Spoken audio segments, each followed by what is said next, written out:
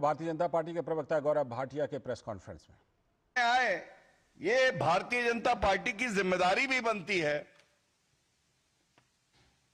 कि संविधान का पालन करते हुए जो आरोप तमाम विपक्षी दल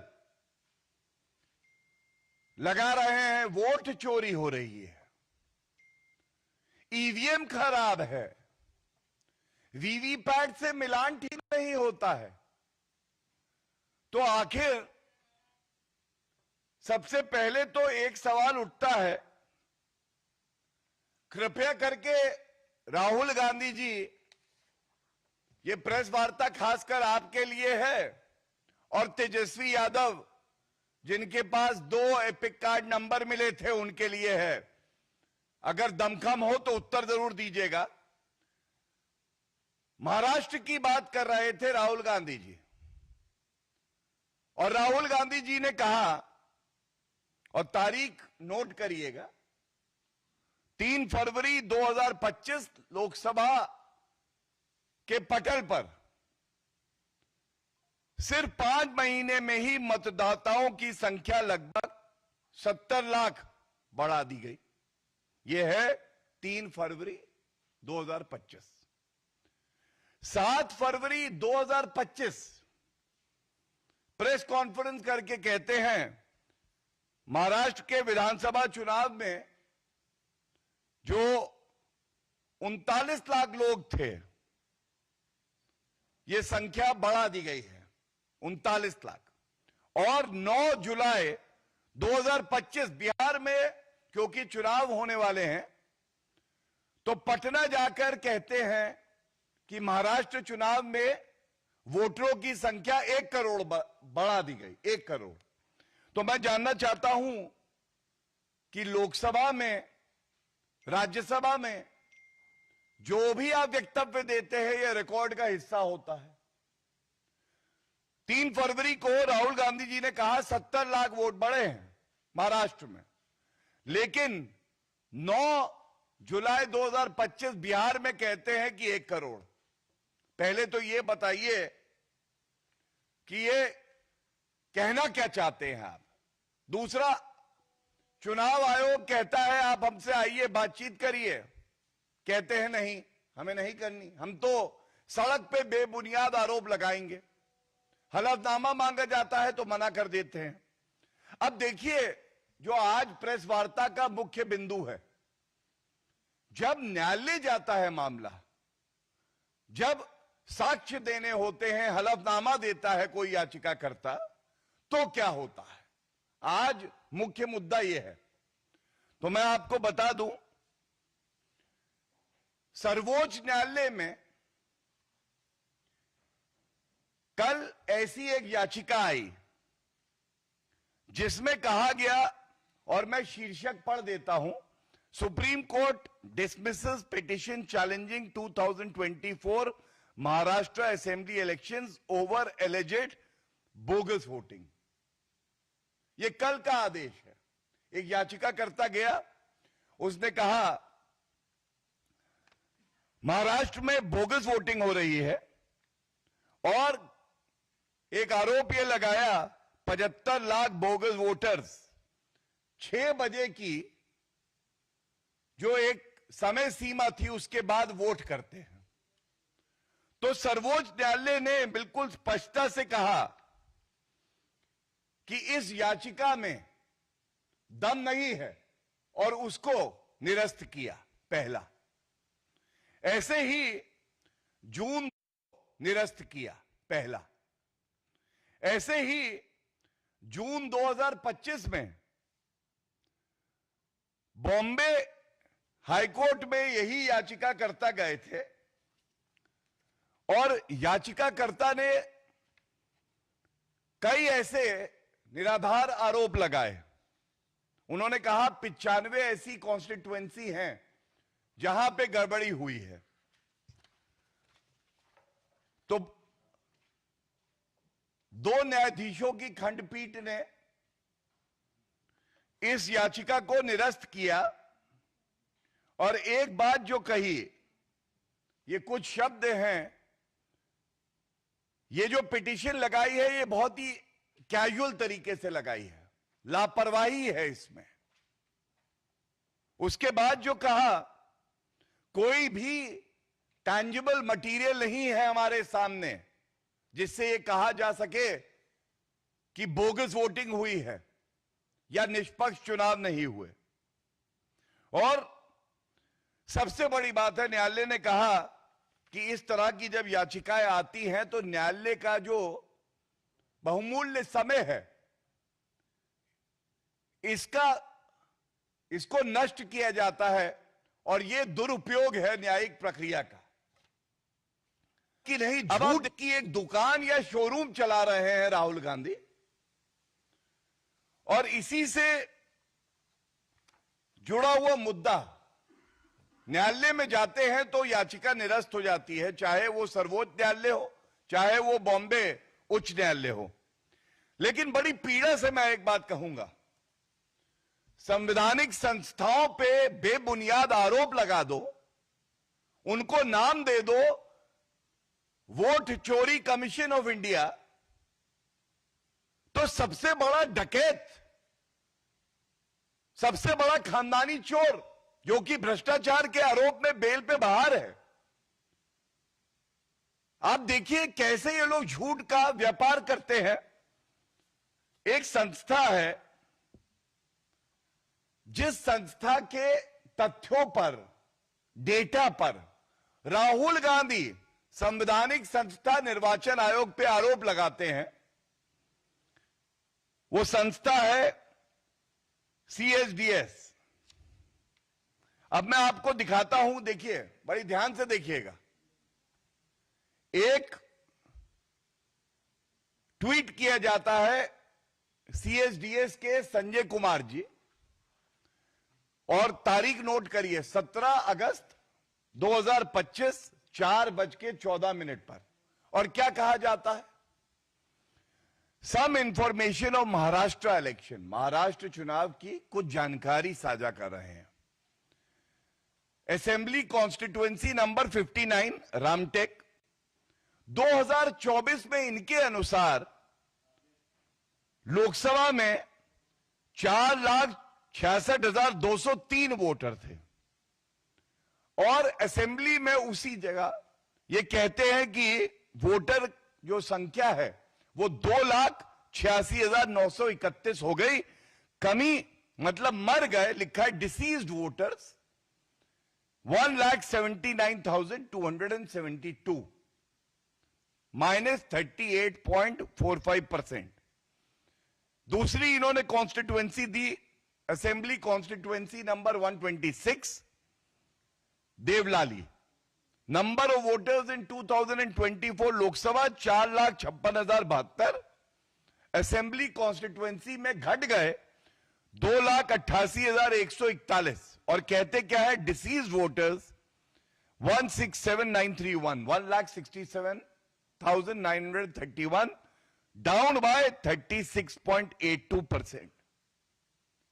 सब अचंभित रह गए, ये कैसे हुआ? सवाल उठने लगे। उसके बाद 19 अगस्त 2025 9:31 सुबह एक ट्वीट आता है, और ट्वीट देखिए क्या है एक्सपोज पे। I sincerely apologise for the tweet posted regarding Maharashtra elections. Error occurred while comparing data of 2024 Lok Sabha and 2024 Assembly segment. The data in row was misread by our data team. The tweet has since been removed. I had no intention of dispersing any form of misinformation. अब मैं एक बात पूछना चाहता हूं बड़ी जिम्मेदारी से। 40 घंटे तक ये झूठ परोसा जा रहा था। कांग्रेस के नेता पवन खेड़ा इस पे ट्वीट करते हैं, फिर डिलीट करते हैं। राहुल गांधी के बेबुनियाद आरोप भी CSDS के डेटा पे आधारित हैं। 40 घंटे तक ये जो झूठ परोसा गया, जो अफवाहों का बाजार गर्म किया हमारे लोकतंत्र को कमजोर करने के लिए, निर्वाचन आयोग पे बेबुनियाद सवाल उठाने के लिए, इसकी जिम्मेदारी कौन लेगा? क्या राहुल गांधी देश से माफी मांगेंगे? क्या ट्वीट डिलीट कर देना, एक्सपोज डिलीट कर देना, जो नुकसान आपने लोकतंत्र को पहुंचाया है, जो तार तार किया है आपने जनता के विश्वास को, उसका क्या होगा? और देखिए, ये जो पहला ट्वीट है इसका अध्ययन करिए तो 34,000 व्यूज हैं। 34,000 मतलब 34,000 लोगों ने इस गलत सूचना को देखा और इसके आधार पे उन्हें लगा होगा कि देखिए, जो कहा जा रहा है विपक्ष द्वारा उसमें सत्यता है। इसके बाद मैं यह भी कहना चाहूंगा, यह खतरनाक खेल है क्या, इसको समझने की आवश्यकता है और यही मौका है। यह हमारी जिम्मेदारी है कि हम सत्य को जनता के बीच में लाएं।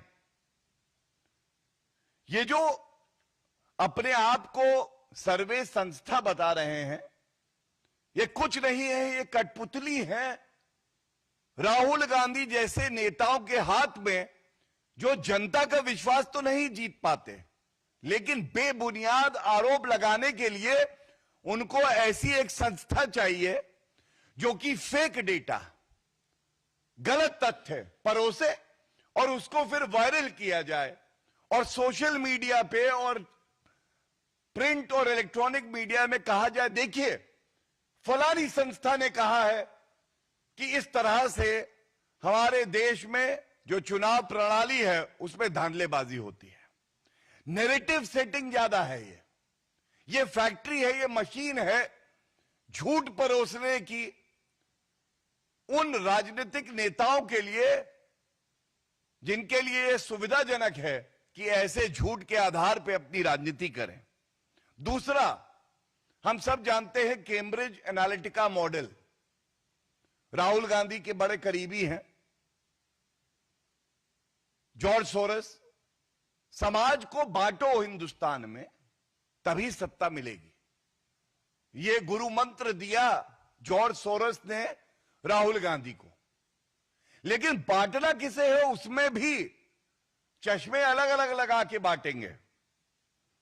सीएसडीएस के सर्वे हमने देखे तो हिंदू समाज में जातियों के आधार पे सारे सर्वे निकाले, इस जाति को इस जाति से परेशानी है, ये जाति इधर वोट कर रही है, ये जाति उधर वोट कर रही है। अरे कोई भी धर्म का व्यक्ति हो, सच्चा भारतीय होगा तो राष्ट्र हित के मुद्दों पर ऐसी पार्टी के लिए वोट करेगा जो राष्ट्र हित की बात करती है, जैसे भारतीय जनता पार्टी, जैसे हमारा नेतृत्व आदरणीय प्रधानमंत्री श्री नरेंद्र मोदी जी। लेकिन ये बांटना चाहते हैं। लेकिन जब बात आती है मुस्लिम वोटों की तो कोई ऐसा सर्वे नहीं आता। उनके मतभेद, वो उनकी प्रेफरेंसेस क्या है, इस पे कोई सर्वे कभी नहीं आता।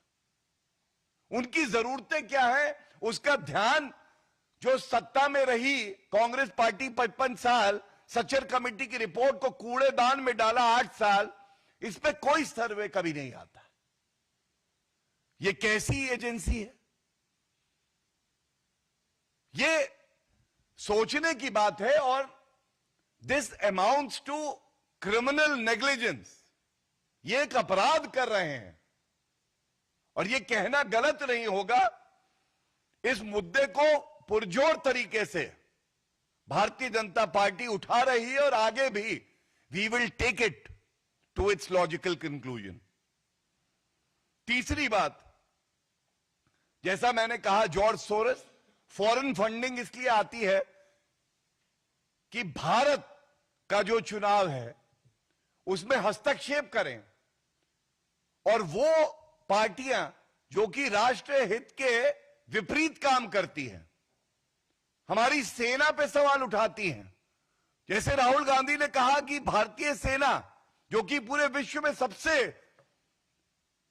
शौर्य वाली सेना है, वो चीनी सेना से पिट गई। ऐसी ताकतों को मजबूत किया जाए और जो राष्ट्रवादी ताकतें हैं, जो केवल देश हित की बात करती हैं, उन्हें कमजोर किया जाए।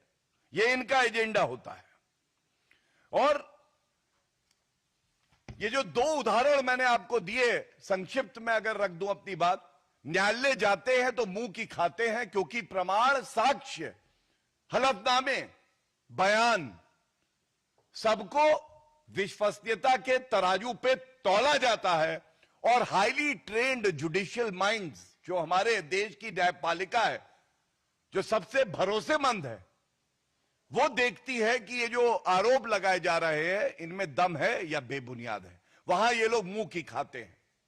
और दूसरा, जो एजेंसियां इनके झूठे नैरेटिव को बल दें तो उसे कहीं ना कहीं से ये उठाते हैं, समर्थन देते हैं, और ये एक दूसरे का पर्याय हैं। ढोंगी राहुल और ये झूठी एजेंसियां, अगर ये शीशे में एक दूसरे को देखें तो चेहरे बिल्कुल एक जैसे हैं, जुड़वा भाई हैं ये, और ये चिंता का सबब है। इस प्रेस वार्ता के माध्यम से मैं ये जरूर कहना चाहूंगा कि हर नागरिक को संविधान ये हक देता है कि वो अगर सहमत नहीं भी है किसी भी संवैधानिक संस्था से तो अपनी बात व्यक्त करे। लेकिन डॉक्टर बी.आर. अंबेडकर जी ने कहा था, जब भारत को संविधान दिया, अब जो हमें समाधान का रास्ता खोजना है वो संविधान के तहत और जो न्याय प्रक्रिया है उसके तहत खोजना है। इसीलिए न्यायपालिका है। और चिंता की बात यह है, सर्वोच्च न्यायालय में एसआईआर बिहार में हमने देखा, इन्होंने उठाया सर्वोच्च न्यायालय में, 5 बार सुनवाई हुई। मैं स्वयं कोर्ट में सुनवाई में भागीदार था और सर्वोच्च न्यायालय ने रोक नहीं लगाई। और अगर रोक नहीं लगाई तो क्या ये जो विपक्षी दल है इनकी आस्था आज निर्वाचन आयोग को तो ये अपशब्द कहते ही हैं, सर्वोच्च न्यायालय में भी नहीं। ये चिंता का सबब है। और इस मुद्दे को हम लोग आगे भी पूरी मजबूती से उठाते रहेंगे। और ये जो ढोंगी हैं, अराजक तत्व हैं, जो अपने आप को नेता प्रतिपक्ष कहते हैं, लेकिन दुर्भाग्य है देश का कि ये संविधान को तार तार करते हैं, संवैधानिक संस्थाओं पे झूठे आरोप लगाते हैं, इनका जो घिनौना चेहरा है वो जनता के समक्ष रखते रहेंगे। बहुत बहुत धन्यवाद।